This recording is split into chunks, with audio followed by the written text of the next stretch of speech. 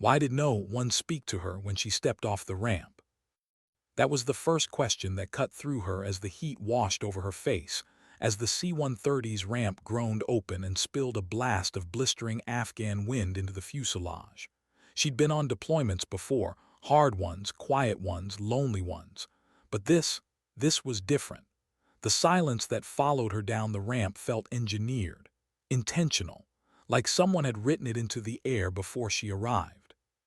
Sergeant Anna Sharma adjusted the 50-pound pack on her shoulders, exhaled slowly, and tightened her grip on the drag bag carrying the one thing she trusted more than people, her rifle.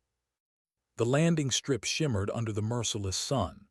Fob Kestrel clung to the mountainside like a scar, a handful of tents and barriers fighting to exist against sand, rock, and the wind that never stopped screaming. She felt the hostility before she saw the faces.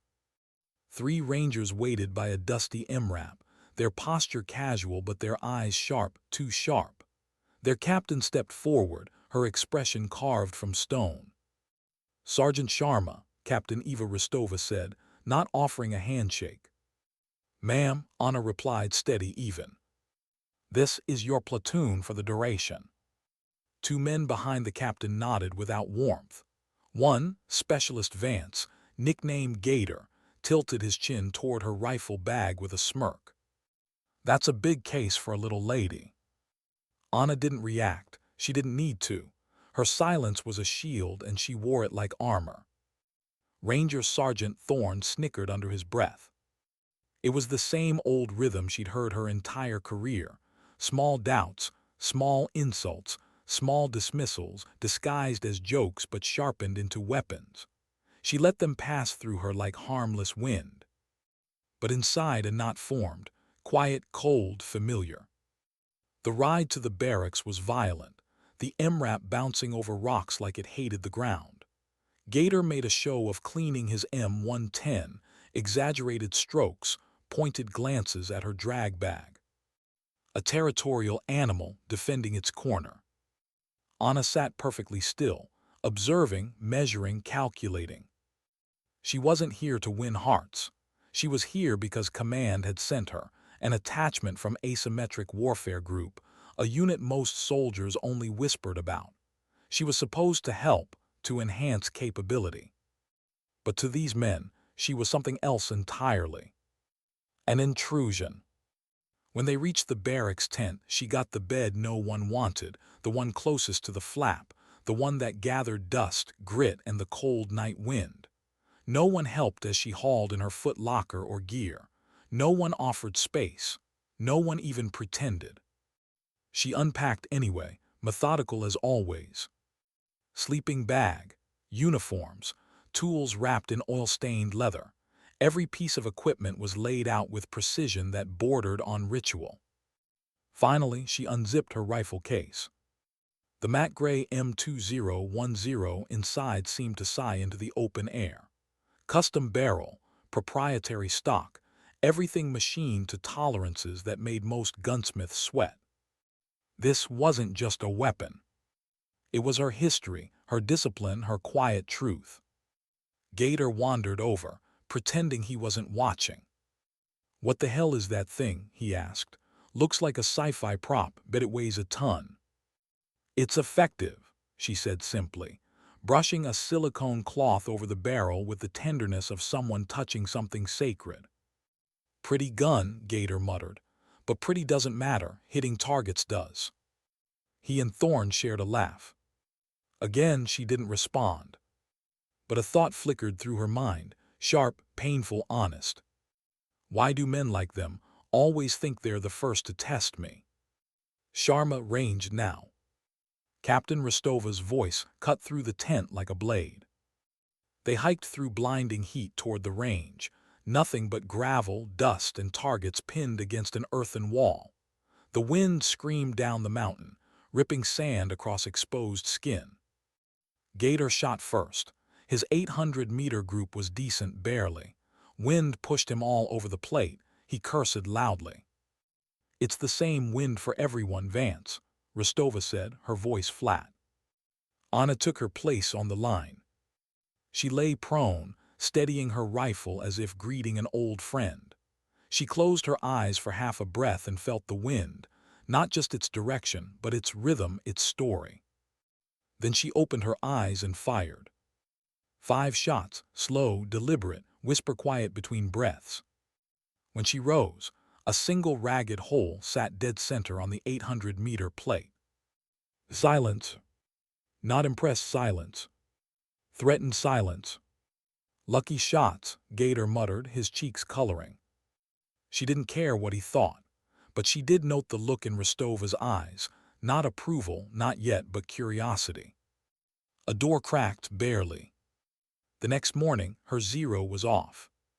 Not by much, 2 clicks of windage, just enough to cause doubt, confusion, self-blame. Rookie sabotage, sloppy. She didn't react. Didn't accuse. Didn't show anger. Anna simply pulled out her torque wrench, corrected the scope, and rezeroed with serene precision. The day after, it was worse. Her turret had been cranked 10 mils left, enough to miss the entire valley. This was deliberate, purposeful, calculated to humiliate or break her. Her stomach tightened, not with fear but with something quieter. Disappointment.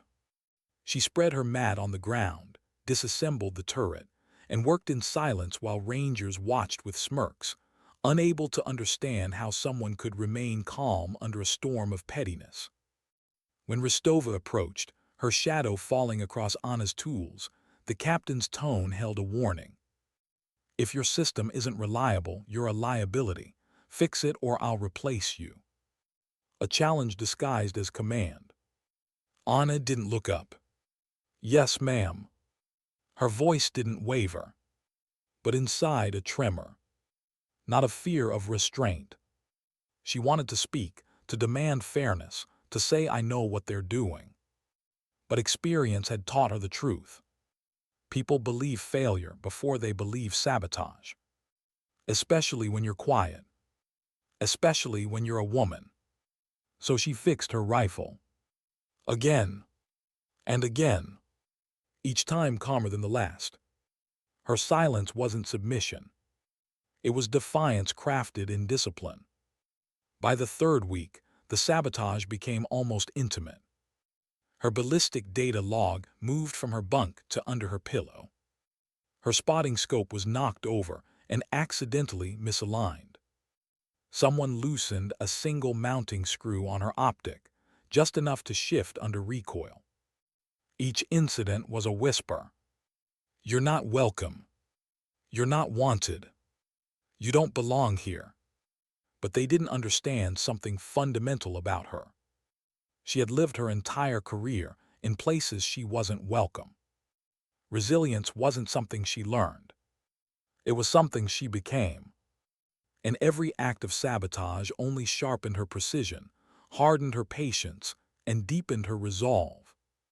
She didn't judge them, but she remembered. And some memories become weapons.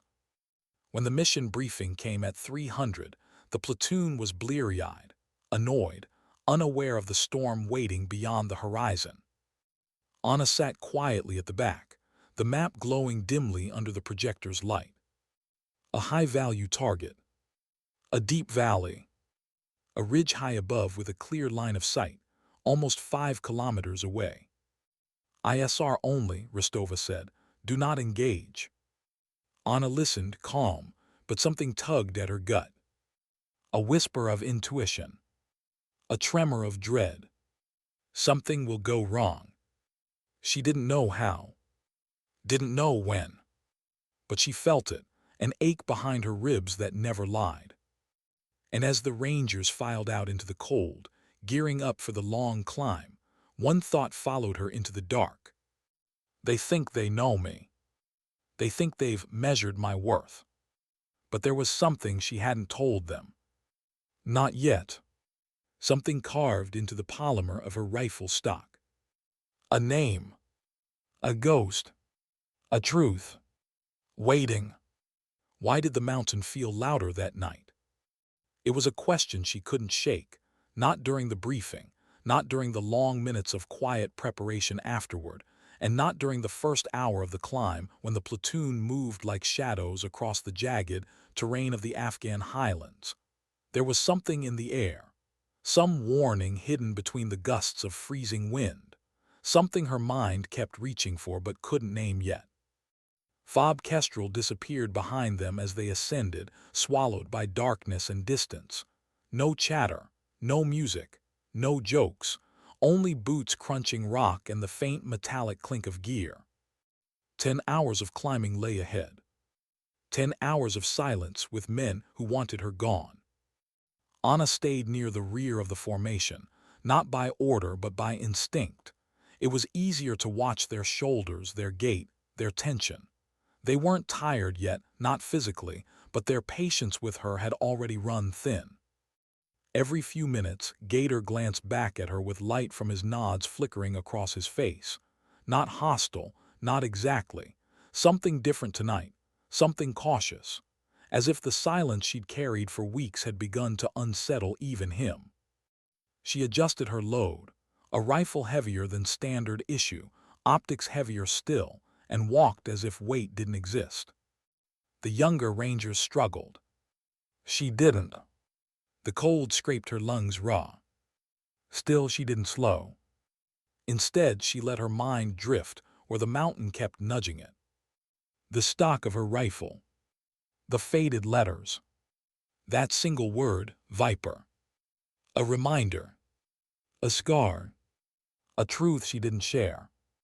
Not because she needed secrecy. She was no special operations phantom with a classified life, but because reputation was a burden.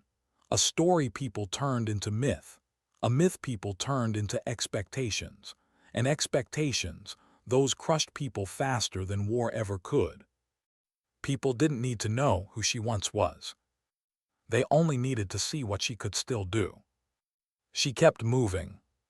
The ridge was a knife edge of rock and scree, offering a breathtaking, terrifying view of the valley below, 5 kilometers wide, harsh, silent, unforgiving. The world looked small from here, almost fragile, as if one breath of wind could shatter it. The platoon settled under camo netting. Positions were taken with the ghost-like efficiency of practiced soldiers. Without speaking, they moved into a rhythm. Security, scanning, logging terrain features, checking escape routes. Anna and her assigned spotter, Private Jean Kim, set up slightly apart from the others.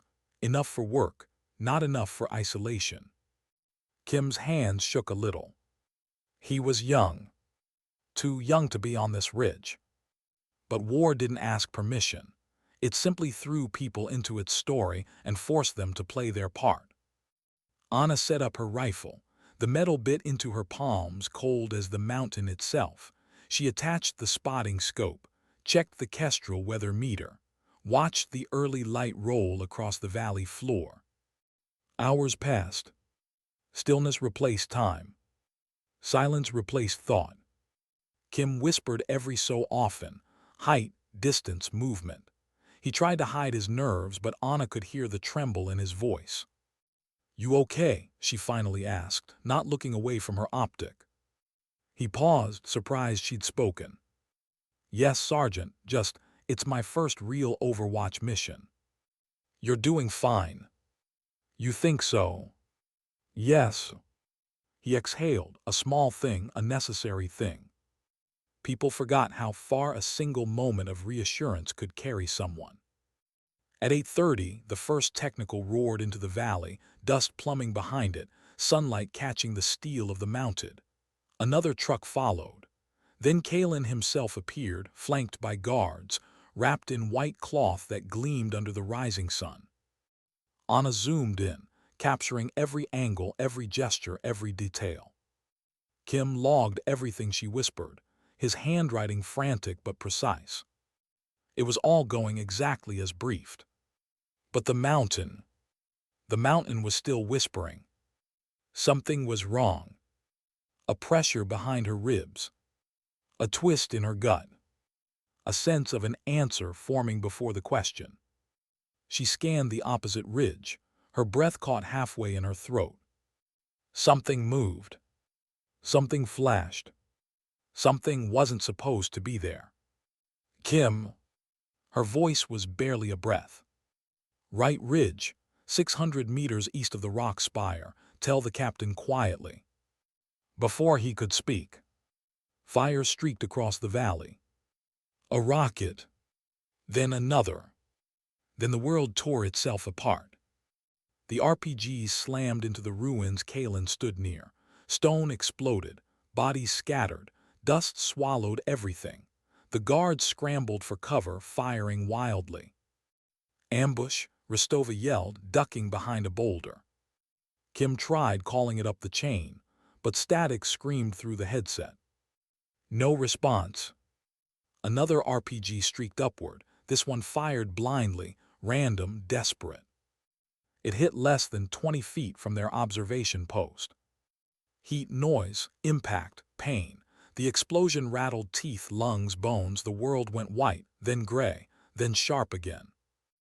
Anna blinked, grit from her eyes, heart pounding, ears ringing so loudly she thought she'd gone deaf. Rostova crawled toward her. COMMS are down. Satellite dishes gone. We're cut off. Below, Kalen's surviving guards began spreading outward. Disciplined, systematic. A search pattern. And the last projectile they'd seen had come from their direction. They think it was us, Gator said, voice cracking. They're coming straight for this ridge fast. Kim was pale. Thorne swore under his breath. Rostova wiped blood from her forehead and scanned the valley. Kalen was wounded but alive. His guards were dragging him toward a cave complex at the far wall of the valley. If he escaped inside, he would disappear. The mission, weeks of intel, would dissolve. The region would collapse into chaos. We have no comms, Rostova whispered. No air support, no reinforcement. We can't stop that patrol and hit the HVT. Her eyes landed on Anna. On the rifle. Can you make that shot? Silence fell, thick, suffocating, unreal. 5 kilometers. Impossible distance. Impossible wind. Impossible physics. Even Gator looked sick at the question. That's 5 clicks, he said, shaking his head. That's fairy tale shit, ma'am. Nobody can make that. Nobody except a legend. A ghost. A woman they'd spent weeks sabotaging. Anna didn't argue, didn't flinch. But she felt something she hadn't felt in months. Fear. Not fear of the shot. Fear of the truth she already knew. Something was wrong with the scope. Something subtle.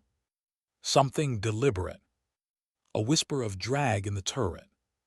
A mushiness in the click. A deception crafted by hands she'd slept beside. Kim, she said calmly, give me the toolkit. Her voice didn't rise. Her pulse didn't spike. Her hands didn't shake. But inside she felt something she rarely let surface. Hurt. Not anger, not rage. Hurt. You train, serve, sacrifice, bleed. And your own team turns your lifeline into a weapon against you. She swallowed the feeling. There wasn't time for emotions. Kim handed her the tools. Anna opened the turret. The wind screamed. The mountain roared. The guards below dragged Kalen closer to safety. And nestled deep inside the turret's mechanism, so small it could be mistaken for dust, gleamed a sliver of brass. A perfect sabotage. A perfect betrayal. Kim saw her expression shift, not anger but cold clarity. What is it, Sergeant? Anna didn't look up. Something that was never meant to be found. She extracted the sliver with a magnetized probe, hands steady despite the chaos closing in around them. Behind her, the platoon fought panic. Below her, the valley spun into violence. Around her, the mountain screamed. But inside her, a different sound rose. Something steady. Something unbreakable. Something she had buried long ago. Viper. And the mountain felt it, recognized her, welcomed her back. Why wasn't anyone breathing? That was the strangest part. Not the mountain echoing with gunshots, not the guards scrambling across the valley, not the thunder of boots from the search team climbing toward them. It was the silence behind her, the platoon holding its breath, watching her with a mixture of desperation and disbelief. As if they finally understood what they had done. As if they finally saw her. Anna didn't lift her eyes from the exposed turret. The guts of the scope glinted under the harsh light, tiny gears and brass threads reflecting the rising sun. Her fingers moved with the calm of a surgeon, not hurried, not panicked, only precise. The sliver of brass she'd extracted clung to the magnetized probe like a venomous fragment of truth. She could feel every ranger behind her stiffen when they saw it. A tiny piece of sabotage. A weapon disguised as mischief. A betrayal they never thought she'd uncover. Kim whispered, voice barely audible over the wind, "Sergeant, that could have killed us." "It still might," she answered softly, resting the tiny metal shaving on her glove for a moment. "If I don't fix this." Captain Rostova crawled closer. Dust smeared her cheek, dried blood streaking from the small cut above her eyebrow. Her voice was controlled, barely. "Sharma, how long?"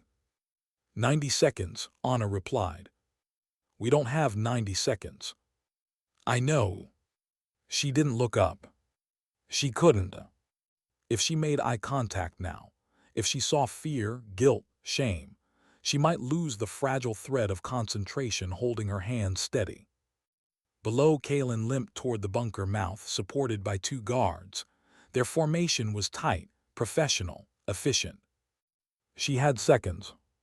Maybe less. The scope's internals were delicate, far more delicate than the Rangers understood. A single misaligned thread, a single bent spring, a single oily fingerprint in the wrong place could create errors that grew exponentially with distance. At 5,000 meters, an error wasn't a mistake. It was failure. It was death. It was consequence. She steadied her breathing, aligning the microdent in the detent spring, reseating the brass drum, tightening the set screws in the exact pattern her muscle memory dictated. Her hands didn't tremble. Her heart did. A betrayal that subtle didn't come from ignorance. It came from intent. And the cold part of her, the one that had survived years of assignments no one talked about, whispered, "You should have expected this. You always do." But another part, the quieter human part, whispered back, "You shouldn't have had to." Above her, the mountain wind shifted, whipping sand into her face. She blinked, grit from her eyes without flinching. "They're 150 meters out," Thorne shouted. His rifle barked, sending warning rounds toward the ascending patrol. "They're spreading wide." Gator cursed, firing in short, controlled bursts. He wasn't aiming to kill. Rostova had ordered that clearly, but they needed to slow the enemy's advance. Anna finished reassembling the turret. She snapped the cap back on. Clean, precise, final. She wiped her glove against the rock, removing the last trace of the brass shaving. The sabotage was gone. The damage, emotional, breaking, silent, remained. She lay prone and pressed her cheek to the stock. For a moment, the mountain seemed to still. Rostova crawled beside her. "Tell me what you need." Anna didn't hesitate. Kestrel meter, wind data, Kim spots. Everyone else keeps their heads down and buys us 20 seconds. Rostova nodded. 20 seconds, she said. You'll get them. The captain turned, shouting orders with a tethered fury Anna hadn't seen before. Anger not at the enemy, but at herself, at her platoon, at the situation spiraling beyond the borders of logic. The Rangers formed a perimeter around her, firing methodically, covering angles, pulling the growing search party toward safer positions. They weren't protecting her because she was valuable. They were protecting her because They finally understood the cost of their actions. "Okay," she murmured, "let's work." Kim passed her the kestrel. His shaking had stopped. His breathing stabilized. He was scared but present. Present mattered. Anna held up the meter, letting the wind wash across its impeller. The numbers flickered on the screen, raw data, not truth. Truth required interpretation, experience, pattern recognition, and something else. Instinct. The computer spat out its ballistic solution. She scanned it, cross-referenced it with the mirage dancing across the valley floor. She layered wind directions, ridgetop, midline, valley level, cliff face eddies, crosswinds, tailwinds, updrafts. Math was never enough. Sight was never enough. Experience was never enough. Sniping at 5,000 meters was a prayer wrapped in calculation. "Wind at the target is shifting," Kim said, voice low. "Dust is lifting to the left." "Updraft," Anna confirmed, her tone calm. "They're under a thermal." She adjusted elevation. 482 mils up. The clicks were crisp again. Honest again. True again. She adjusted windage next. The computer said 11.6 mils left. She dialed 11.6. Then paused. "Not enough," she whispered. "How do you know?" Kim breathed. She didn't answer. "Some things you couldn't teach. You learned them by surviving them." She dialed an extra 0.4 mils and used reticle holds to handle the rest. Her final dope wasn't what the math predicted. It was what the mountain told her. Behind her, bullets cracked overhead as the enemy advanced closer. Thorne shouted for more ammo. Gator cursed. Rostova fired her pistol with robotic precision. But Anna's world shrank. She no longer heard them. Her heartbeat slowed. The air thickened. Time stretched itself open. She aligned the reticle with a gap between two guards, 3 seconds before Kalen would disappear behind the boulders. 3 seconds to change the story. Kim whispered, "Sergeant, I trust your shot." She didn't look at him, but something inside her softened. Not much. Just enough. She exhaled half her breath. Held the pause.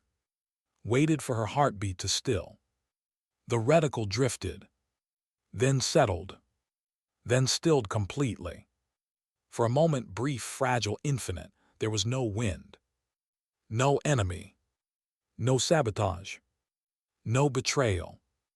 Only a sniper and a target separated by physics and faith. Her finger found the trigger. Soft pressure. A smooth break. The rifle cracked. Recoil slammed back into her shoulder, sharp and honest. She didn't blink. The bullet flew, falling, rising, drifting, fighting, enduring. 10 seconds of invisible travel. 10 seconds of possibility. 10 seconds of uncertainty. The Rangers held their breath. Thorne whispered, "No way, no way." Gator muttered, "Please God, please." Kim clutched his scope so tightly his knuckles whitened. Even Rostova stared, eyes wide, mouth half open. 10 seconds stretched to 20. 30. An eternity.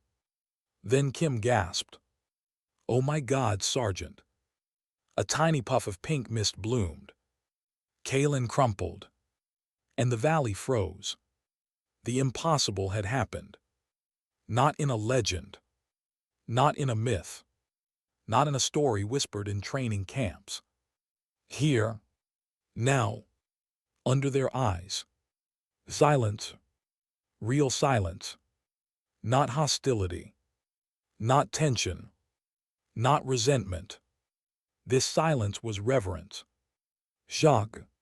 Awe. A shifting of tectonic plates between them. Rostova whispered, "Sharma, what did you just do?"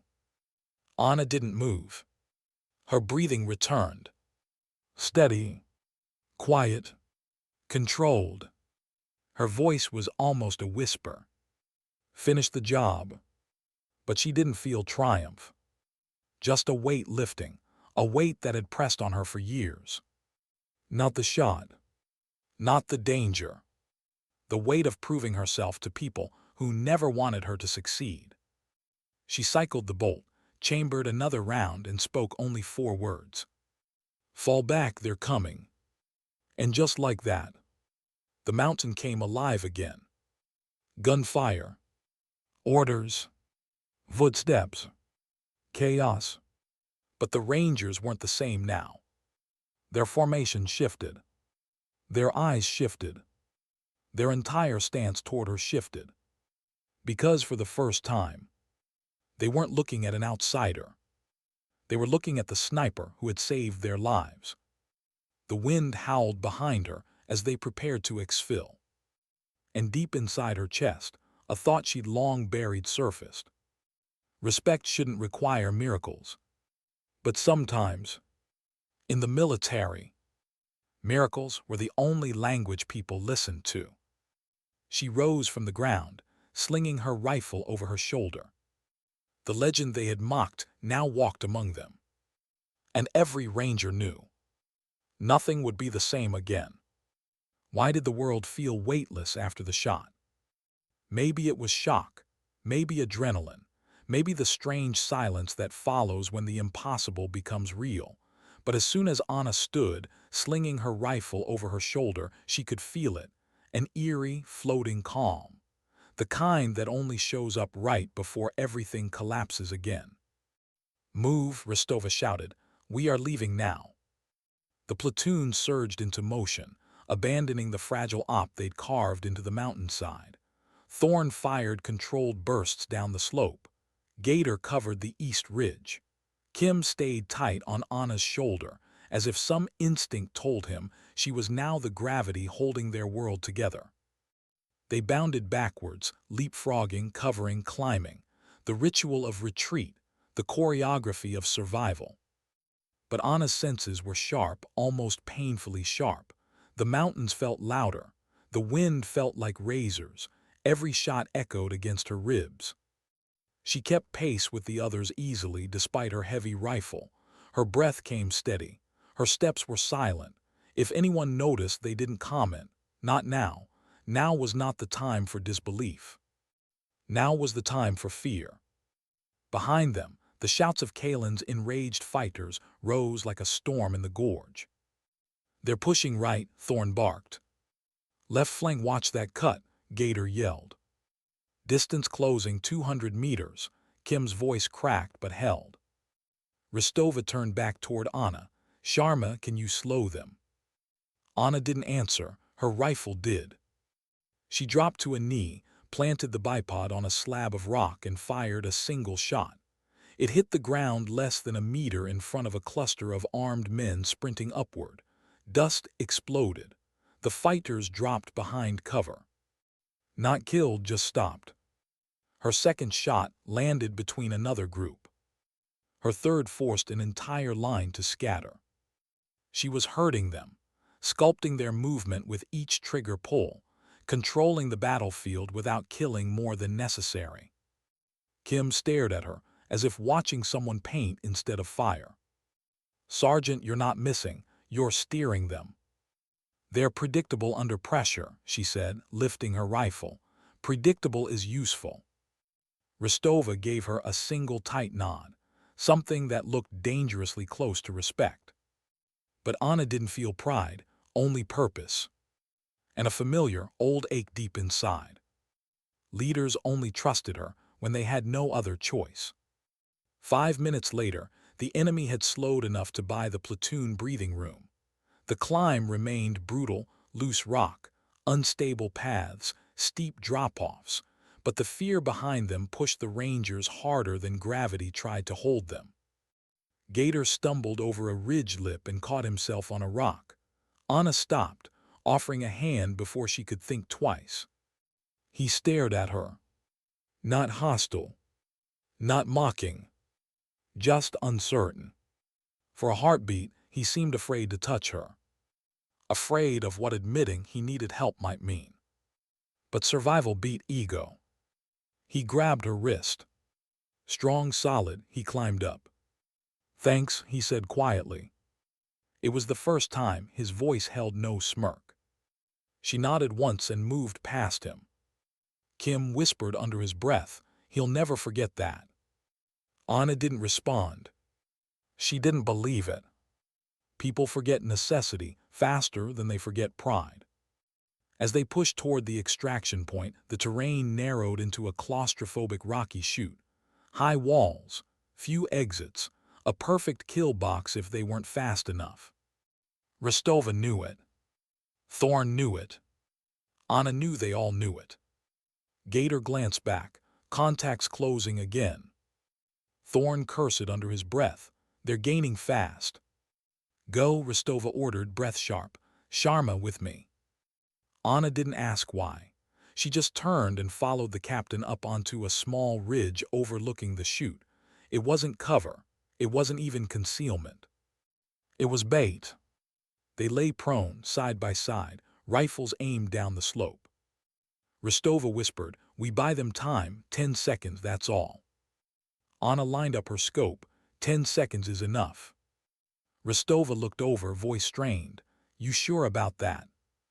"No." Rostova barked a laugh, short, pained, real. "Fair enough." Then the first fighters appeared, shadows in the dust, fast, confident, furious. Rostova fired first, 2 rounds, then 2 more. Anna fired after, 1 shot, then another. Precise, controlled. Not killing. Not wasting time. Just shaping the flow, slowing their charge, forcing hesitation, triggering instincts that saved lives. The fighters began spreading out, climbing the walls, trying to flank. Rostova shouted, "Fall back, fall back." They slid down from the ridge and sprinted, boots slipping over gravel, lungs burning in the cold air. The mountain vibrated with the echo of their retreat. And for the first time, Anna felt something tighten in her chest, not fear of dying but fear of losing them. The Rangers she'd nearly written off. The Rangers who had nearly sabotaged her to death. The Rangers who now trusted her more than they trusted themselves. Trust built on a single shot was fragile, too fragile, but real. And fragile things were the ones that hurt most when they broke. They reached the extraction plateau as the distant thump of helicopter rotors grew into a roar. Dust spiraled upward. The US-60's nose dipped as it fought the crosswinds, its side gunners scanning the ridges for threats. "Go, move," Rostova yelled. The Rangers sprinted for the bird. Anna hung back, weapon raised. She fired another round, dust exploding near approaching fighters, halting their advance. She fired again, herding them once more to cover. She was directing chaos, shaping violence, buying seconds with precision. "Sharma," Gator screamed over the rotor wash, "get in the damn bird." But she stayed, firing 3 more rounds with deliberate, unhurried calm. She didn't run for the helicopter until Rostova physically grabbed her arm and pulled. They dove inside. The door gunner unleashed a torrent of fire, sweeping the ridge and driving back the last of the pursuers. The Black Hawk lifted, rotors screaming as it clawed upward into the wind.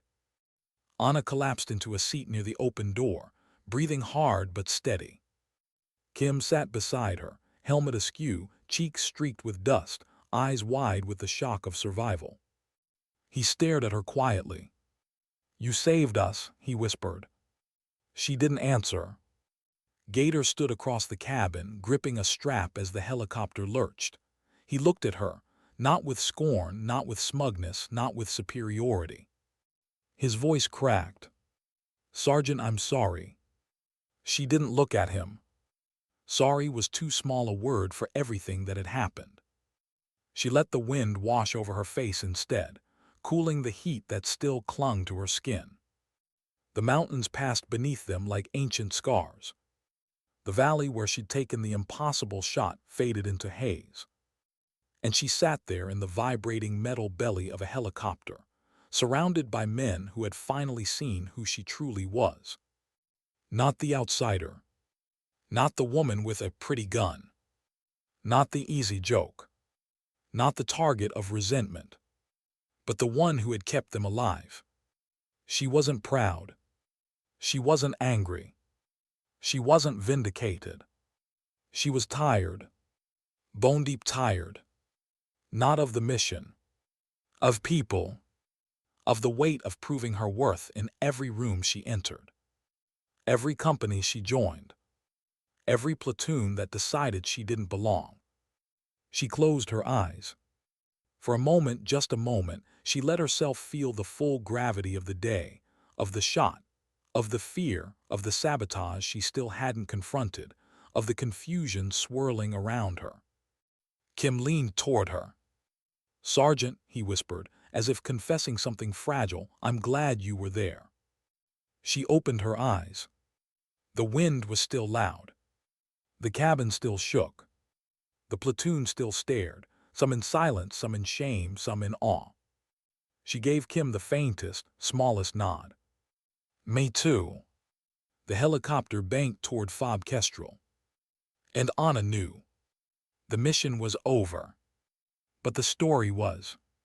Not even close. Why didn't the base feel like home when they returned? Fob Kestrel rose from the horizon like a tired old beast, dust clinging to its walls, antennae leaning into the wind, the entire place humming with that familiar tension of soldiers pretending to relax while waiting for the next order. But as the helicopter descended, Anna felt something she hadn't felt before. Distance. Not from the base. From the people inside it. From the ones walking toward the landing zone. From the ones staring up at the bird as it touched down. From the platoon sitting beside her, silent and disoriented. She wasn't one of them. She knew that long before they did. The Black Hawk's skids hit gravel. The rotors slowed. Dust billowed through the open door like a ghost trying to escape. Rostova was first to jump down. Thorne followed. Kim landed, stumbled, regained his balance. Gator hesitated in the doorway. He glanced back at Anna, eyes heavy, unsure. She didn't move until everyone else cleared the helicopter. She stepped down slowly, rifle slung across her chest, her boots crunching against the gravel like it had a different sound now. Like everything had a different sound now. The platoon walked as one toward the debrief building. No jokes, no chatter, no noise except footsteps and the low hum of generators. It should have felt like victory.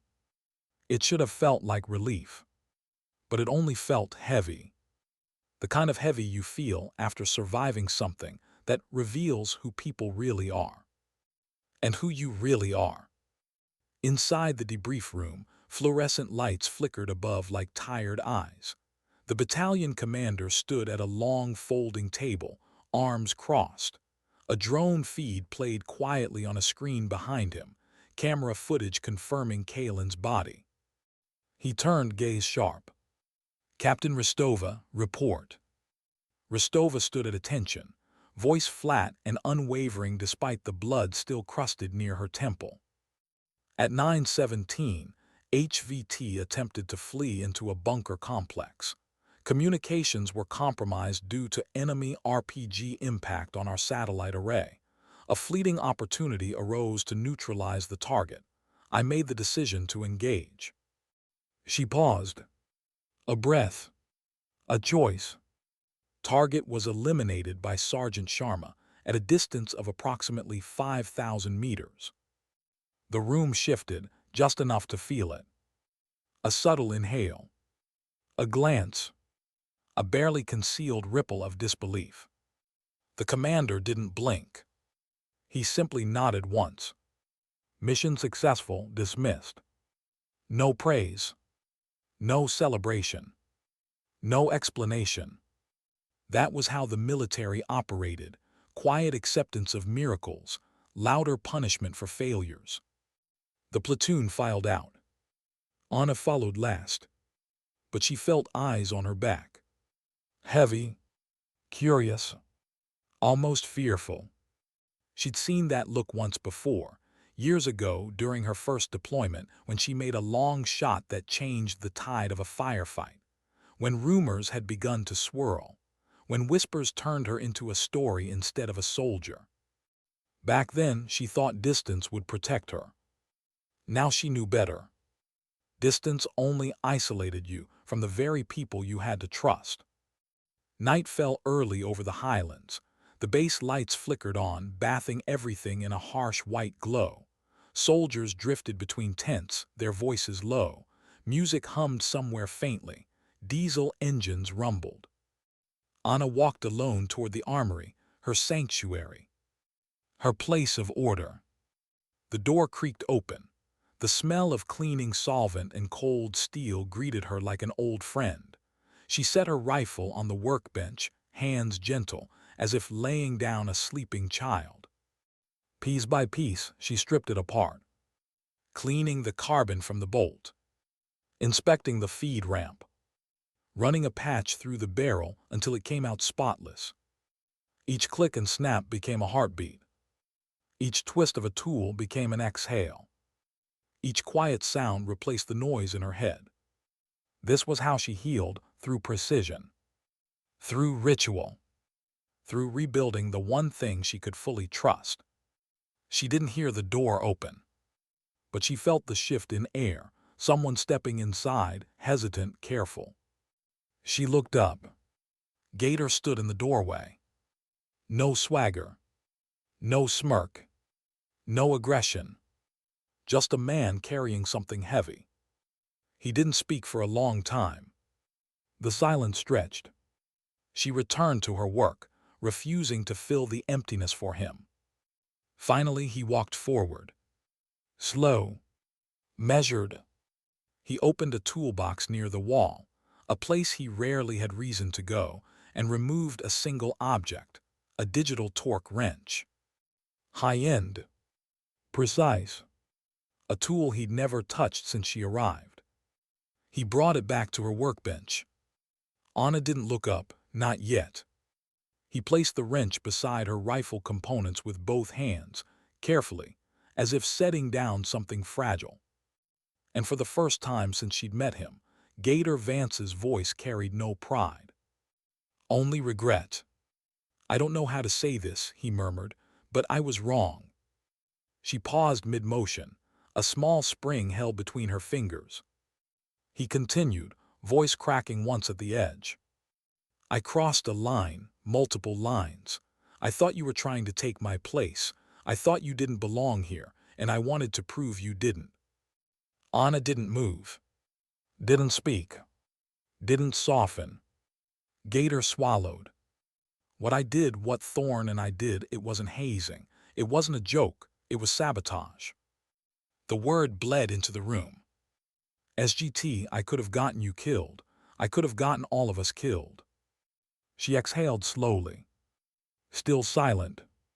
The wrench sat between them, glowing under the fluorescent bulb like a symbol neither of them entirely knew how to interpret. He lifted his eyes to hers. You didn't say anything, not once. You just fixed everything, you kept going, and then you saved us. His voice trembled. That shot. He shook his head. I don't even know what to do with that. I don't know how to face you after it. Anna placed the spring down gently on the cloth. Then she met his eyes. Her voice was soft, not kind but honest. What you did could have killed me. Gator flinched. But it didn't, she continued, because I know how to survive people like you. He looked like she'd struck him. Not hard, but exactly where it hurt most. She reached for her rifle bolt, her tone steady. You want to make it right, she asked. He nodded quickly. Then don't say sorry, she said quietly. Show it. Gator breathed out shaky. He stepped back slowly, then gave a small, deliberate nod. A soldier's acknowledgement. A surrender. A promise. He left the wrench on the table and walked out. Anna watched him go. She looked down at the wrench, a symbol of tools, trust, and the mechanics of respect.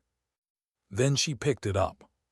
balanced its weight in her palm, set it aside, and returned to her rifle. The quiet rhythm of metal on metal filled the room, soft, clean, healing, a language she understood. Outside, night deepened. Inside, she rebuilt her weapon with steady hands and a steadier heart. Not because she wanted to impress anyone. Not because she wanted revenge. Not because she cared who believed in her. But because rebuilding was what she did after people tried to break her. And she had learned long ago. Resilience makes no noise. It simply exists. And endures. And waits for the next mountain. Tonight, in the hum of fluorescent light, surrounded by cold steel and sharper memories, she was not a legend. She was simply herself. And that, she realized, was enough. Why did the night feel heavier than the firefight? Anna couldn't explain it. Gunfights had rhythm, chaos, noise, adrenaline, clarity, but nights like this, nights filled with silence, stares, and unspoken truths, those were harder, those were quieter, those demanded something from her she never liked giving. Vulnerability. She walked out of the armory long after Gator left, long after the wrench sat cooling on the workbench. The base was nearly asleep, just the hum of generators, the occasional clatter of boots on gravel, and the endless whisper of the mountain wind. She moved through the shadows quietly, the way she always did. She didn't expect anyone to follow her. But she felt someone before she heard them. Sergeant Sharma. She stopped, no tension, just acceptance. Ristova approached, her silhouette sharp under the floodlights. "You're not sleeping," Ristova said, not a question. "Neither are you." The captain offered a faint smile, the closest thing she ever got to softness. "Walk with me." Anna hesitated. She wasn't afraid of Ristova. She was afraid of conversations, of what people wanted from her afterward. But she nodded. They walked toward the northern perimeter, boots crunching over fine gravel. The night was cold, clear, the stars brutal in their indifference. The observation towers blinked red in the distance, a heartbeat marking the base's pulse. A long silence stretched before Ristova spoke. "I owe you more than I can say." Anna didn't answer. "I also owe you truth," the captain said quietly. A different kind of weight settled in Anna's chest. Ristova exhaled. "I knew Vance and Thorne didn't like you. I knew they were testing boundaries, but I didn't expect sabotage, not from my platoon." Anna kept walking, eyes forward, listening. "I should have noticed earlier, should have stopped it, should have protected you." Still, Anna said nothing. Ristova paused their steps, turned to look at her. "You don't give people many chances to protect you, do you?" Anna met her gaze, calm, steady. "I've learned not to expect it." Ristova nodded slowly, a quiet acknowledgement of something painful. This command, this world, these mountains, they ask a price from all of us, but you carry more than most. Anna glanced toward the ridgeline, the place where she'd taken the impossible shot, a place already becoming myth in the platoon's whispers. "I didn't do it for the platoon," Anna said softly. "I did it because it needed to be done." "Maybe," Ristova said, "but the result is the same. They're alive because of you." Anna didn't answer. Because results were easy to quantify. Motives were not. Understanding was rare. And understanding her, even rarer. Ristova shifted her weight. "Can I ask you something?" Anna waited. "That name on your rifle stock, Viper, it means something to them, to the rangers, to the instructors, to the ghost stories." Anna looked away. It was another life. "But true," Ristova pressed gently. Anna took a long, slow breath. "I don't correct rumors anymore." Ristova studied her face, quietly, respectfully. "You don't have to tell me the story today," the captain said at last. "But someday I hope you will." Anna's jaw tightened, but she gave a small nod. They walked again, side by side, not leader and subordinate, but something closer to equals. Anna wasn't used to that, and she wasn't sure how she felt about it. The next morning came too early. The sun hit the tents with relentless heat. The wind carried dust into every seam of the base. Anna stepped into the mess hall for breakfast, expecting the usual silence, stares, deliberate distance. But the room stilled when she walked in. Heads turned. Conversation stopped. Even the metal utensils paused midair. She hated it. Hated the way attention clung to her like humidity. Hated how awe looked too close to fear. Hated how respect always arrived late and always after pain. Gator sat near the center of the room. He stood when she entered, standing at attention without being asked. Thorn followed. Then slowly, awkwardly, the rest of the platoon stood as well. A gesture not of formality, but apology. Recognition. Anna's stomach tightened. She carried her tray to a corner table. They sat too, keeping distance, giving her space, but watching her with an unfamiliar expression. Not pity. Not resentment. Something else. Awe mixed with shame. Kim approached her cautiously. "Sergeant, can I sit here?" She nodded once. His relief was visible. He sat with the careful posture of someone afraid to disrupt anything. "I didn't sleep much," he admitted, voice small. "I kept hearing the shot." Anna sipped her coffee. "That's normal." "Does it always feel like that?" he asked. "After you do something impossible?" She thought about it.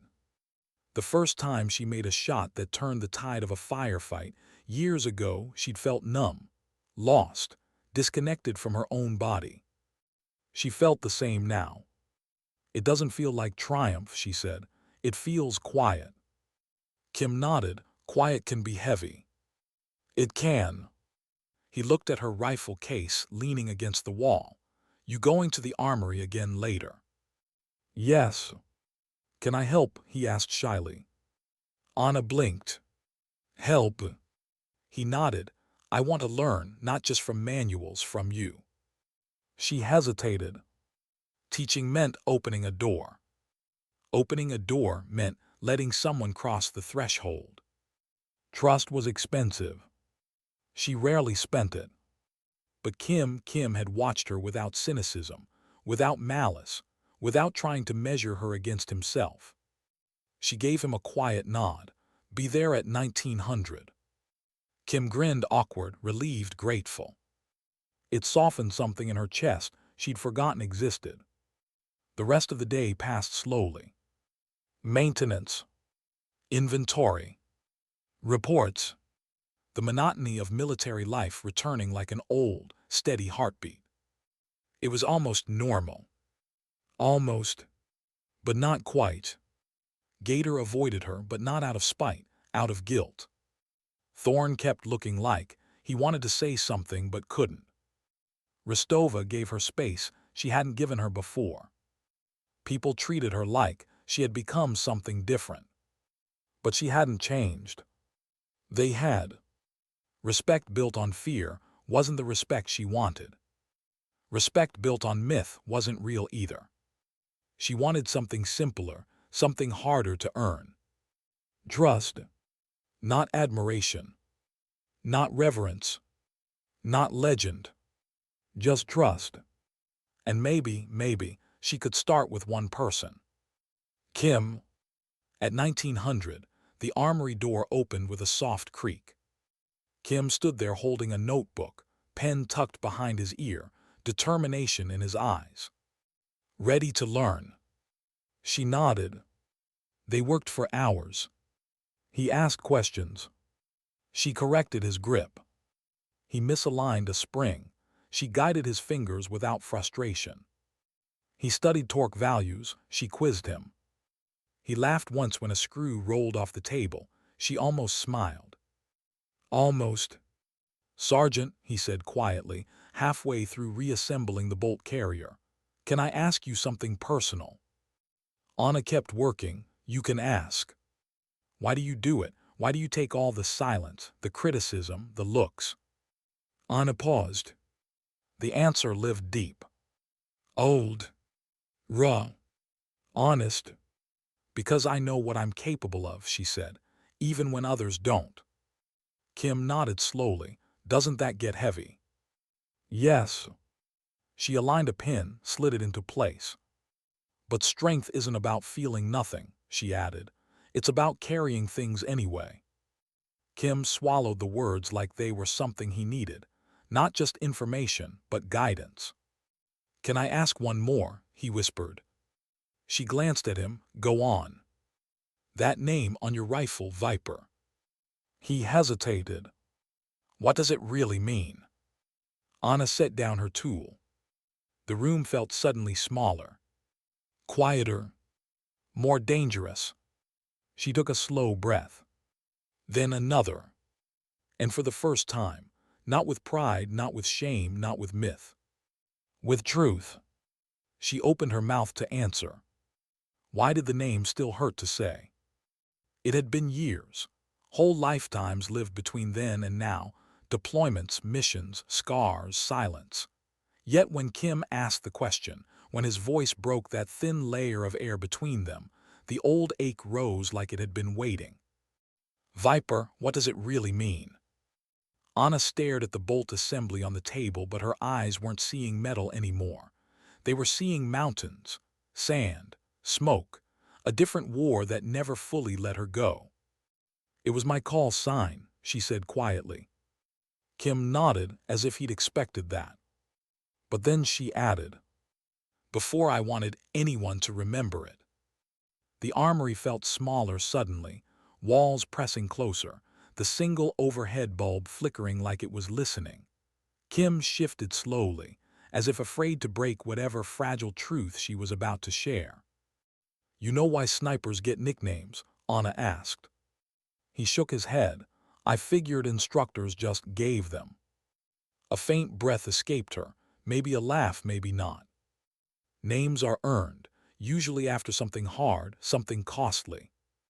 She turned the bolt in her hands, fingers tracing old scratches. There was an operation years ago, she began. Classified, my team was pinned. A ridge line. Enemy fighters on 3 sides. No comms, no reinforcement. We were down to our last magazines. Kim leaned forward, breath held. And there was an HVT, she continued. Not like Kalen, someone worse. Someone who'd orchestrated massacres. Someone who'd never be caught alive. Her jaw tightened. No one else had an angle, she said. No one else could see him. I did. The shot was over 3,800 meters. Kim's eyes widened. That's impossible, she asked softly. He nodded. She didn't smile. Not impossible, she whispered, just expensive. There was a pause, long and painful. What happened after? He asked gently. She inhaled. 2 things, she said. The mission succeeded, and my team, my closest friend, didn't survive the exfil. Her voice barely held steady. Command called it a miracle. The Rangers called it a legend. Instructors called it a story worth repeating. And you, Kim asked. Anna looked at him. I called it too late. Silence settled over the room like dust. Kim swallowed. I didn't know. You weren't supposed to, she said. I don't talk about it. He nodded, processing the weight in her words. Viper wasn't a badge, she said softly. It was a wound, a reminder that precision can save a mission, but not always the people you care about. She took a slow breath, grounding herself. After that, I stopped telling my call sign, stopped correcting rumors, stopped letting anyone expect miracles from me. Kim nodded slowly, the truth sinking into him like a stone sinking through deep water. So when the Rangers sabotaged you. His voice cracked. Anna kept her gaze low. It wasn't the sabotage that hurt, she said quietly. It was the reminder that even in this life, some people don't see you at all until you give them something to worship. Kim's eyes softened, but they see you now. Anna met his gaze, and for the first time in a long time, there was something vulnerable in her own. That's what scares me. Bootsteps echoed outside. A shadow paused at the armory door. Kim straightened, wiping oil from his fingers. The door creaked open. Thorne stepped inside, helmet off, shoulders tense, eyes flicking between them. He hesitated as if stepping into the room felt like stepping into judgment. Anna waited. Thorne cleared his throat. "Sergeant, we're doing a gear inspection. Gator asked if you could join us in the motor pool." Anna raised an eyebrow. "You pulled rank to bring me a request." Thorne looked pained, rubbing the back of his neck. "Ma'am, Sharma, we're trying, I promise. We're trying to show respect the right way, not the stupid way we did before." The sincerity caught her off guard. Kim looked at her, silently urging her to accept. Anna set her tools down. "Fine." The motor pool was lit by harsh floodlights. Engines hummed in the distance. The platoon stood in a loose circle, gear scattered, weapons stripped and cleaned. They all turned when she approached. Not with awe. Not with fear. Something different. Recognition. Gator stepped forward slowly, helmet under his arm, jaw tight, nerves visible for the first time since she'd met him. "Sergeant," he said, we talked." That alone surprised her. "And?" Anna asked. Gator exhaled like the truth was heavy. "We want to make it right, for real, not with words, with action." Anna crossed her arms. "Go on." Gator nodded to Thorne. Thorne handed him something, a book. No, not a book. Her ballistic log. The one that had mysteriously vanished and reappeared under her pillow. The one they had tampered with. The one she kept backups of because she trusted no one to leave it alone. It was in perfect condition, cleaned, flattened, repaired. Gator held it out. "For you," he said quietly. "Not because we think you need us, but because we need you, and because we were wrong." Anna glanced at the other Rangers. Every one of them stood a little straighter. Not out of fear. Out of respect. Real respect this time. Not the kind earned with impossible shots. The kind earned by showing resilience in the face of cruelty. The kind earned by being exactly who she was, without performing, without begging, without breaking. Anna accepted the book. She didn't thank them. She didn't need to. Her silence was its own response. For the next hour she helped them inspect gear, checking optics, tightening mounts, teaching adjustments, explaining wind theory, demonstrating the difference between a competent shooter and a precise one. Not because she owed them, but because healing, real healing, is slow. Messy. Shared. And they were finally trying. Gator approached as she tightened a scope mount on a ranger's rifle. "Can I ask you something?" he said quietly. She didn't look up. "Ask." "When you made that 5,000-meter shot, did you know you'd hit it, or was it luck?" She tightened the screw with a soft click. "Luck is for gamblers," she said, "not snipers." Gator nodded, thoughtful. Almost reverent. But not worshipping. Then he said something she didn't expect. "I don't want you to be Viper." She froze. He continued gently. "I want you to just be Sharma, and I want us to be a platoon you don't have to survive." Anna inhaled slowly. The words were simple, but they carried weight. A different kind of respect. One she hadn't felt in a long time. She gave him a small nod. "Then let's work on that." Hours later, long after the others drifted away to their bunks, Anna stood alone in the motor pool, the mountain wind brushing her face through the open bay doors. She closed her eyes. The impossible shot still echoed in her ears. Kalen falling. The valley going still. The world holding its breath. Some part of her wondered if it had changed everything. Some part wondered if she wanted it to. She opened her eyes again. The night was vast, silent, endless, but she didn't feel alone. Not tonight. Not anymore. Yet deep inside, quiet, steady, unresolved, she felt something else waiting. The mission was over. But the story, her story, wasn't finished. Not yet. Not by a long shot. Why did tomorrow feel more dangerous than any battlefield? The mission was over. Kalen was dead. The valley had gone silent. Reports were filed, gear was cleaned, bodies were steadied, and routine tried to replace the rawness of the past days. But something in Anna refused to settle. Not fear. Not regret. Not exhaustion. It was the quiet knowledge that, after every mission, the world expected her to go back to normal, while she carried pieces of the fight deeper inside. Morning light crept over the mountains, washing the base in soft gold. Tents glowed, antennas shimmered, soldiers blinked awake as if pulled from heavy dreams. Anna didn't sleep. She had been sitting outside her barracks since before dawn, rifle across her lap, boots planted firmly, watching the horizon, waiting for something she couldn't name. She heard footsteps before she saw who it was. Rostova sat beside her without asking permission. She carried 2 cups of bitter military coffee. She set one next to Anna's knee. "You were awake all night," the captain said. Anna nodded. Rostova sipped her coffee, wincing at the taste. "Everyone's expecting you in the ready room for morning brief." "I know. You're not going." "No." Rostova studied her face, not with frustration, not with authority, with understanding. "What's keeping you here?" she asked softly. Anna watched the mountains, the ridgeline, the sky turning from pink to blue. "I don't know yet," she said. Rostova nodded. Sometimes staying still is harder than pulling a trigger. Anna didn't answer. Because it was.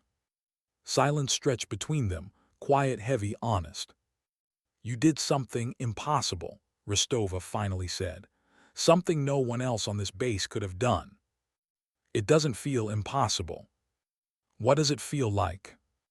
Anna breathed slowly, deeply. "Like a debt," she whispered. Rostova nodded. "To who?" "To the ones I couldn't save before." The captain's eyes softened. "That isn't a debt you owe forever," she murmured.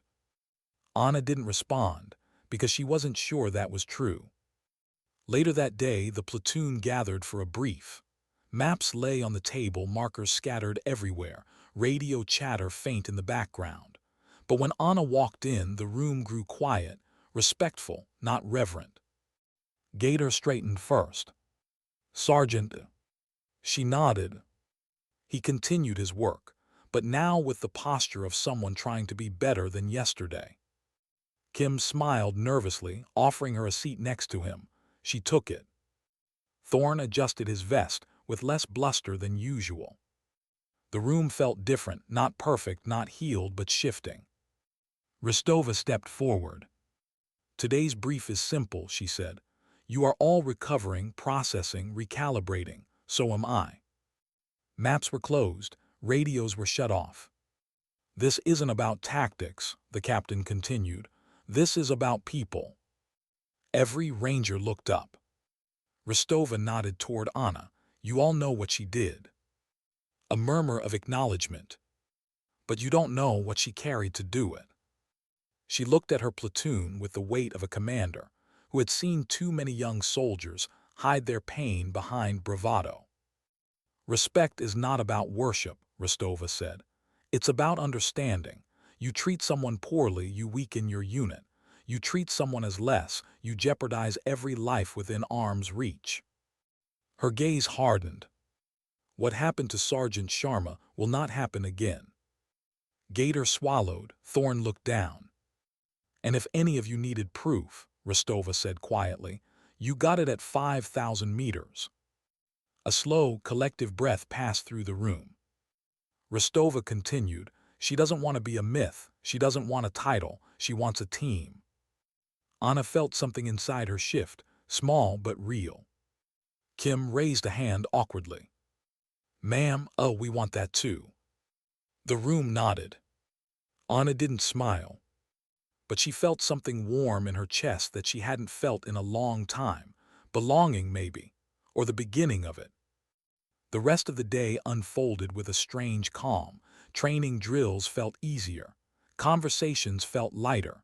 Soldiers weren't avoiding her, they were talking to her. Real conversations. Not forced.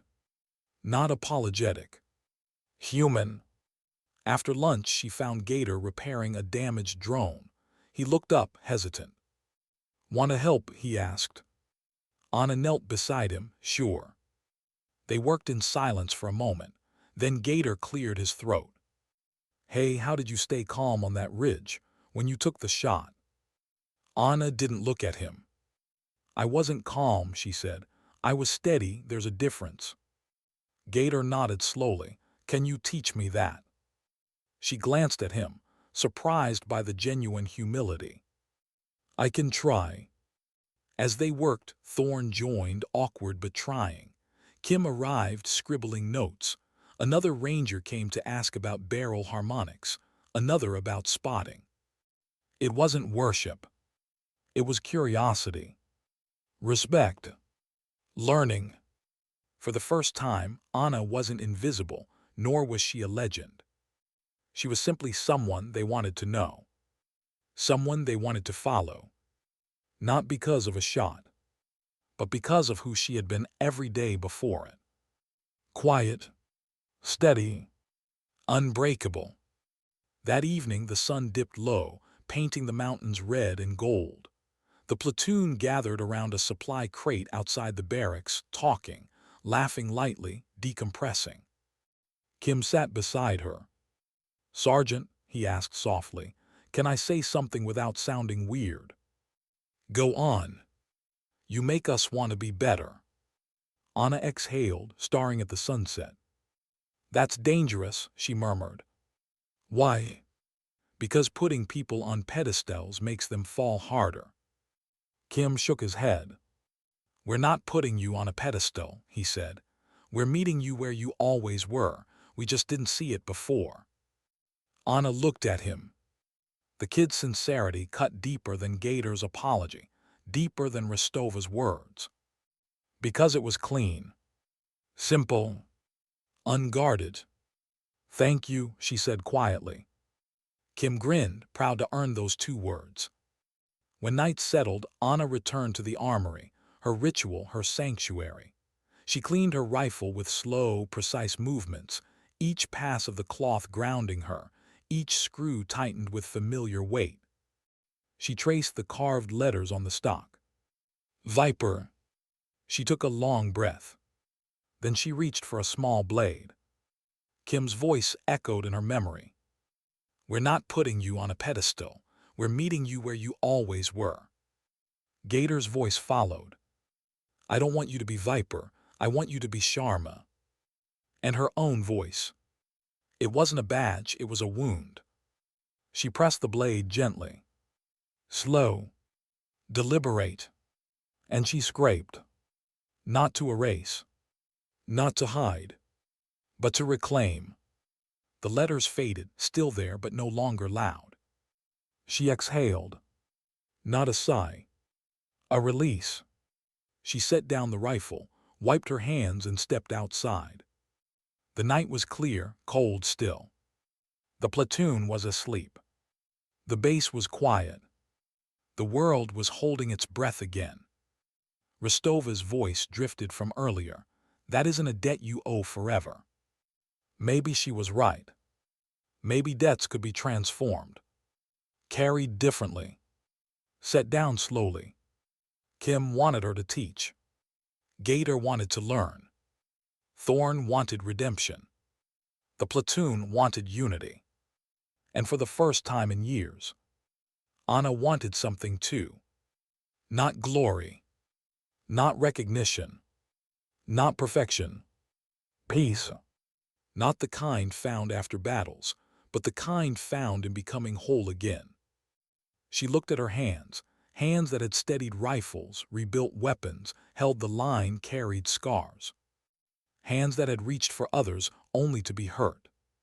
Hands that had saved lives. Hands that were ready to try again. She lifted her eyes toward the ridge where she had made the impossible shot. The wind whispered through the mountains. "This is enough," she whispered back. "Not the mission. Not the fame. Not the myth." Her, as she was. Still here. Still steady. Still unbroken. Sometimes strength was loud. Sometimes it was a roar. But sometimes, the purest kind, was quiet. A decision.